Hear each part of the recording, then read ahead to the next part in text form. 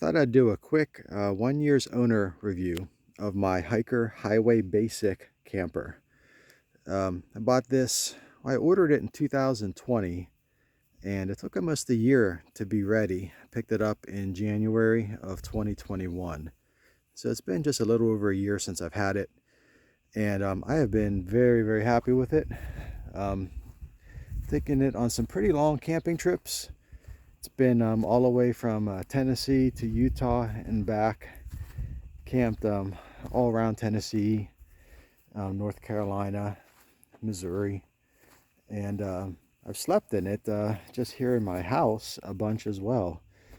So I probably have taken it on maybe, I don't know, a dozen or 15 camping trips, and probably spent, no joke, probably 50 or 60 nights in it so far. And I've had really no issues with it at all. I bought this one mainly because it was the cheapest one that they had. In fact, I think it still might be about the cheapest teardrop style camper you can get. And what's nice about Hiker is it might be a bit different now, but when I ordered this one, you could kind of make it how you wanted it. So you could customize it and choose your options and almost build it from the ground up. And that allowed me to make it really inexpensive. It doesn't have any amenities. You could see this one is, because it's the basic model, it doesn't even have the galley in the back. So really the only options I had added to it, the things I paid extra for, I wanted a door with a window for one, and then I also wanted a screen door. So I've got a screen door plus a door with a window that has a screen in it for better ventilation. That cost a little bit more. Inside, there goes Ricky, of course.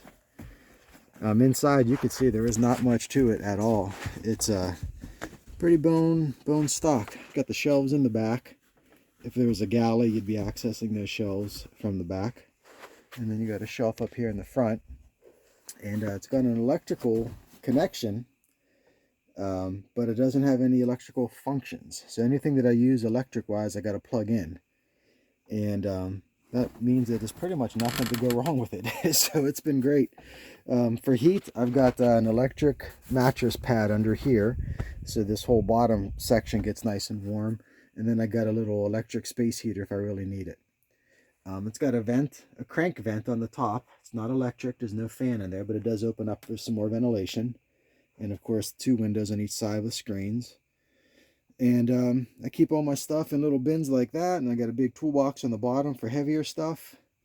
It's got plenty of space to keep the stuff that you need. It's basically a hard-sided tent on wheels is the way I kind of think about it.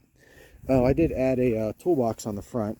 That cost more to have that, so I keep all my stuff in there.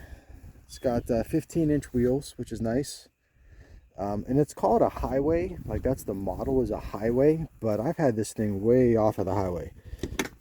It's been on some pretty rough dirt roads, on just some flat out desert terrain out west, and it rides and handles behind my car really, really well. It's so lightweight because there's nothing to it. I could literally just pick it up and move it around with my hand. In fact, that's usually what I do, is I'll back it into the space generally, and then I'll just pick it up like a wheelbarrow and just push it where it needs to go. It's as easy as that. I've towed this with a Subaru Crosstrek, and it towed really fine.